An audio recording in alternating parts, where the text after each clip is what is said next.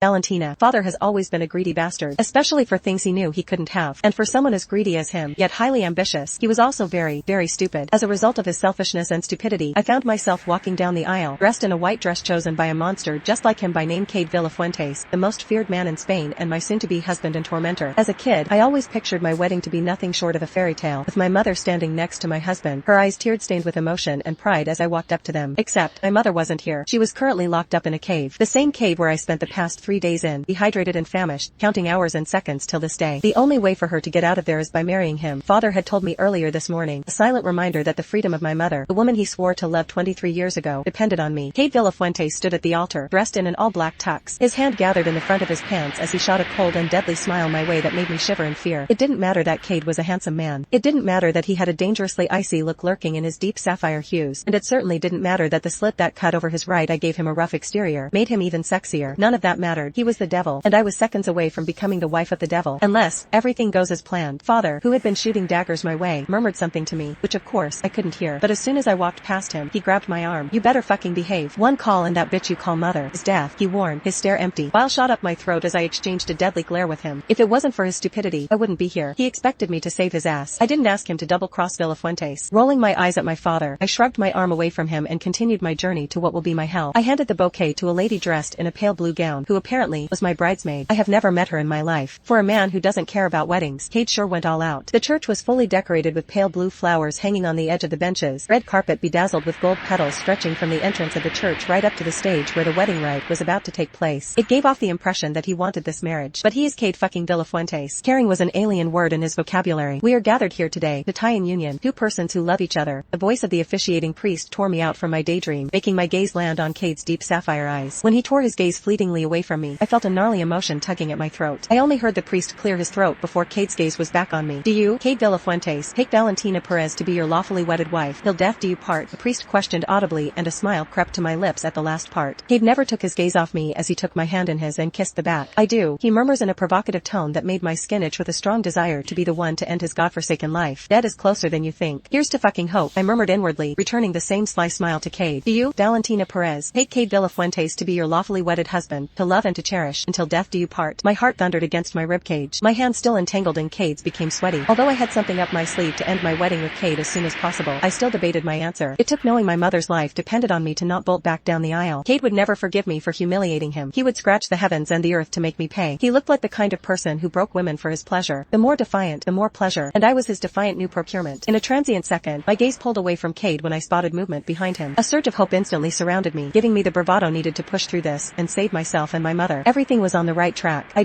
flashed Cade a pearl-white smile. He raised a brow at my reaction. In that instant, I could tell he knew something wasn't right. He knew I was planning something, but never in a million years could he imagine what it was. Valentina, he whispered. It was a silent warning on his part, telling me that there would be repercussions for what I was about to do. What he didn't know was, there would be no repercussions. He will be lying in the pool of his own blood in exactly 15 seconds. I now pronounce you husband and wife. You may now kiss the bride. I had barely given the signal a wink before Cade abruptly snarled his arm around my waist, clashing my thin body against his rock chest. Welcome to hell, wife, he whispered as he lowered himself to kiss me. A loud bang roared through the walls of the church, causing a hiatus to erupt. Screams and cries proceeded as more shots were fired and everyone, myself included, scrambled for coverage. I had barely hid behind a bench when I spotted a hand in a suit being trampled upon by heels. The sound of gunshots ever so present, firing in the same direction. Still, I needed to be sure it was him. I dipped my head and saw his jet black hair that was meticulously held in a man bun spread on the floor. Only then did relief spark through me. I was free. My mother was free. Death has done us part. Because why file for a divorce when you can just kill your husband? Valentina. 5 months later. Mom, I'm off for work, I yelled from the living room, having taken out my Converse from the shoe stand by the door, skipping on one foot as I struggled to put it on. I barely heard her response before I dashed out the door. At 8 in the morning, bits of sweat already darted my forehead as expected given how hot it is in La Parra at this time of the year. It is usually on days like this where I'd make denim shorts and crop tops my best friend, and my long black hair, which had long become a bob cut, currently screams for a haircut as it now rests above my shoulders. After a thorough look at my surroundings and making sure there were no strange faces other than that of my weed and cheap whiskey-induced neighbors, I mounted my bike and headed for Tella's. Tella's was a coffee shop located on a 10-minute ride on my bike, owned by a sweet elderly couple. Tella's has served as a source of income for me and my mom since we fled from Madrid. It all happened as planned. My mother was already waiting for me at the bus station, and as soon as I got there, the bus took off. With my husband now dead and my father lurking around somewhere, probably looking for us, my mother and I started our new life in La Parra. It was rough at first as we didn't have much to eat, but one look at me, Mrs. Tella decided I was the granddaughter she never had and decided to offer me a job. The pay could hardly see us through to the end of the month, but at least it helped put food on the table and paid for other basic necessities. Although since moving to La Parra, my life was slowly taking a turn for the better, I would be a coward if I said there weren't days where Cade's face haunts me. On those days, I would be so anxious that I'd end up creating a mess at work. Other times, I would get orders wrong and then clients would create a scene while I stood there, struggling not to have a panic attack. Mrs. Tella, being so loving, would lead me to the kitchen and try to calm me down. Of course, I haven't told my mom of those incidents. I couldn't bring myself to take away the light that now shone in her eyes. Hola, Mara, I greeted in a thick Spanish accent at the lady outside Tella dressed in faded jeans and rat-visited hoodie. Her hands were calloused with thick dirt gripping her nails. Valentina, you're in early today, she beamed, smiling from ear to ear at me. Of course, I can't miss out on the very first drop of morning brew. I smiled back at her. On Mondays, I made sure to check in earlier than the Tellas and get started brewing coffee, mostly because I wanted a taste of the early morning brew. It was abnormally quiet and empty inside Tella's. Normally, Mrs. Tella would be in the kitchen, fidgeting with kitchen utensils, and would only stop once she heard my voice. But not today. Still, I call out, just for the sake of habit. Mrs. Tella, are you in there? I was met with an even deadlier silence. Shrugging in indifference, I proceeded to walk behind the counter, dropped my cross bag on the chair and picked up my apron before opening the door that leads to the kitchen to get some coffee grounds for brewing. The sight before me made me stop death in my tracks, a heavy rock over my chest as I struggled to breathe. My hand unconsciously finds the wall and I cling to it, hoping for some stability. My hands gripping the wall as tightly began to tremble. My eyes opened wide in terror. There he stood, the man who has been the author of my most traumatic dreams. The man who turned my mother and me into fugitives. A man more ruthless and unforgiving like the devil. He was back from the dead, and he came for me. His broad shoulders casually rested against the cabinet. A bright, serene smile plastered on his face, the slit over his eye ever present. The tattoo covering his muscled arms was clearly visible. He unfolded his arms and began to approach me in cold, calculated steps. My breathing picked up. Tears pickled my eyelids, my feet glued to the spot. His signature smirk daunting me as he drew dangerously closer. He dipped his finger under my chin and forced my gaze to his. Nice to see you again, my little murderer. He whispered dangerously close to my lips, the smell of mint on his breath and cigarettes intoxicating me. Then, he leaned in and brushed his lips against mine, his lips colder than the Serbian winter. Any doubts I had about him being real had suddenly been flushed down the drain. He was too present to just be a figment of my imagination, and his entire being, his cologne, burned my nostrils. Cat got your tongue, my little murderer? You thought you killed me, didn't you? He mocked, walking back to where Mrs. Tella knelt to the ground with a gun pressed against her temple. I was too taken aback by seeing Cade that I'd barely noticed the scared and pleading look she'd been shooting my way. Unbearable guilt washed over me. It was all my fault. I'd brought my bad luck upon her and now, I couldn't utter a single word that would get us out of this situation. Somehow, Cade had resuscitated from death, and that could only mean he was more ruthless than before. Please, don't kill her, Cade. She has nothing to do with all this, I managed to say through a strained breath. Frantically, Mrs. Tella nodded her head, more tears staining her face. Why should I spare her life, Valentina, when you so ruthlessly took mine right after we got married? Cade seized the gun from one of his men, loaded the cartridge and then positioned the gun on her temple. No, I screamed out in fear. Cade, no, please, don't kill her, please, I cried out desperately, looking into his eyes. Fleetingly, I thought I saw consideration lurking in his eyes, but it was gone as soon as I blinked. Then with a smile plastered on his face, Cade pulled the trigger. I could barely hear the loud bang from the gun over my screams and the irking noise ringing in my head, but I saw Mrs. Tella's body drop to the ground, the blood from the side of her head running down her face. Valentina, you killed her, I whispered in a shaky tone. My feet finally found some stability and I began to walk towards Mrs. Tella's lifeless body. Villafuentes stepped before me, pointing the same gun he used to end the poor Mrs. Tella's life at me. You fucking bastard. You killed an innocent woman. She had nothing to do with this. How can you be so cruel? I screamed at him, not giving a damn that anyone could walk in at any moment. I kicked and jabbed against his chest, but all my effort left him unfazed. If anything, he let out a mocking laughter, the sound of it roaring through the room. You brought this upon yourself, Perez. You should know better. I am the devil. I can't be killed. Did you really think a mere bullet would end my life? I got even. You tried to kill me, so I killed someone you hold dear to heart. Now, we can start afresh. Villafuentes is still standing close to me. The smell of sandalwood and male sweat intoxicated my nostrils. Let's go, Perez. I'm taking you back to Madrid next to me, where you belong. He grabbed my arm and began to lead me towards the back door, where I assume they got in. His man had already started fitting the lifeless body of Mrs. Tella in a bag. While one struggled to throw the bag over his shoulder, the other rid the floor of her blood. Like hell I will go with you. I would rather die than be anywhere near you, you psychopathic killer. I wriggled my hand out of Villafuentes' hold, but this man was stronger than 1,000 Michael powers combined. Again, he laughed. The urge to grab the gun he pointed at me a few seconds ago and shove it down his throat was too violent for my brain to contain. You don't have a say in this. Now start moving before I put you over my shoulder, he ordered. There was a hint of amusement in his voice, and just to step on his last nerve, I wrapped my arms under my chest, making my breasts puff over the noodle-strapped crop top I wore. In a transient second, Villafuentes' gaze drops to my cleavage. He heaved out a huge sigh and took his bottom lip between his teeth, making desire pool in the pit of my stomach. Move, Valentina. I will not ask again, he ordered, and when I didn't move an inch, Villafuentes grabbed me by the hair and pulled me as he headed for the back door. You son of a bitch. You're hurting me, I yelled out, trying to free my short black hair from his strong hold. I asked you to move, little murderer. Don't make me knock you unconscious. You know I will do it. Villafuentes stopped just right outside the back door. He tucked his gun in the back of his trousers as he spoke. I'm not going with you. I stood my ground. It was pointless fighting with Villafuentes, but I still had to try. Stall him until the first clients show up to the coffee shop, and when they don't find me at the counter, it will raise suspicions. And when Mara confirms that I had indeed checked into work, it will come looking for me. So, even though it means Villafuentes beating the shit out of me, I will not give up without a fight. Don't give me ideas, Perez. Now, move. He spoke sternly, his face void of any expression. Again, I folded my arm and rested my weight on one foot. I pursed my lips, shooting sassy stares at him. Cade rubs the spot between his brows in frustration. In a swift move, the gun that was in the back of his pocket was now on my temple. I said move it, damn it. He yelled. Still, I didn't budge. Exasperated by my little act, Cade threw me over his shoulders as though I weighed nothing more than a leaf. I kicked my feet, struggling for a release. His hand that spanked my butt should not have made my thighs drip, but it did, and a little moan slipped past my lips, which thankfully was conceded by the curse words I threw at him. You sick bastard. Let go of me. Help, somebody, help me. I cried out, still kicking my feet and jabbing my hands against Cade's firm backside. Yell all you want, my little murderer, but you are coming with me. Cade took slow steps towards his black Range Rover Velar with tinted windows. He puts me on the ground, then fishes out his phone from his pocket and scrolls through it before turning it to me. On the screen is a picture of my mother, passed out and tied in the back of a trunk. My heart dropped to my chest. I swear to God if you dash. SHHHHH. Cade shuts me off, tucking his phone back into his pants. She's alive, for now, but I will not hesitate to end her life should you throw another tantrum. You will get in the car and shut your trap hole throughout the journey back to Madrid. Got that? He warns. Rage filled my vision. I may have failed once, but not this time. I will kill this man. When I rolled my eyes, Cade opened the car door for me. Once tucked in, he closed the door and walked to the other side. Then it dawned on me. How come no one had peered to find out the reason for my screams? Not even Mara, whom I had met outside. Did Villafuentes have something to do with that too? Did he kill all the inhabitants of La Parra just to get to me? Oh, fuck. What have I done? My thoughts were cut short by the slamming of the other side door. Cade puts on his seatbelt. To my gang hanger, he speaks to a man in the front seat I only just noticed. He turns in my direction and smiles at me. I stared back at him and shot him a smirk. Yes, I will not fail to kill him this time.